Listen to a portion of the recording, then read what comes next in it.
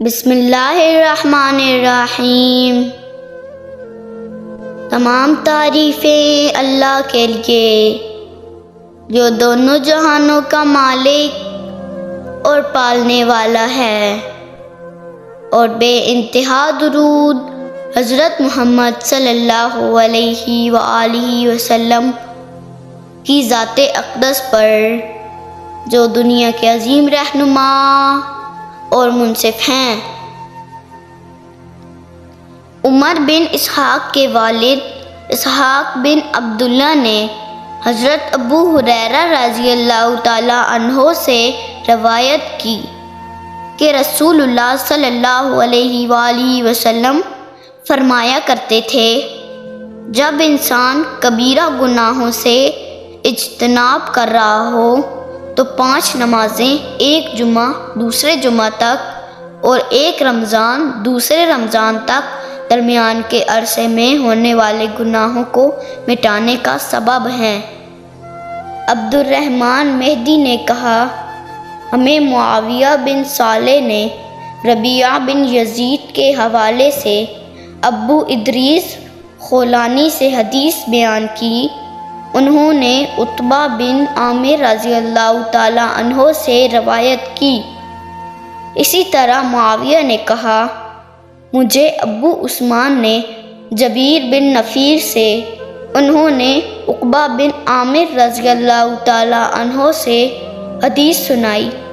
انہوں نے کہا، ہمارے ذمے اونٹ چرانے کا کام تھا، میری باری آئی تو میں شام کے وقت ان کو چرا کر واپس لایا تو میں نے رسول اللہ صلی اللہ علیہ وآلہ وسلم کو دیکھا۔ آپ صلی اللہ علیہ وآلہ وسلم کھڑے ہو کر لوگوں کو کچھ ارشاد فرما رہے تھے۔ مجھے آپ صلی اللہ علیہ وآلہ وسلم کی یہ بات سننے کو ملی، جو بھی مسلمان وضو کرتا ہے اور وہ اچھی طرح وضو کرتا ہے، پھر کھڑے ہو کر پوری یکسوئی اور توجہ کے ساتھ 2 رکعت نماز پڑھتا ہے تو اس کے لیے جنت واجب ہو جاتی ہے۔ میں نے کہا، کیا خوب بات ہے یہ! تو میرے سامنے ایک کہنے والا کہنے لگا، اس سے پہلے والی بات اس سے بھی زیادہ عمدہ ہے۔ میں نے دیکھا تو وہ عمر رضی اللہ تعالیٰ عنہ تھے۔ انہوں نے کہا، میں نے دیکھا ہے تم ابھی آئے ہو۔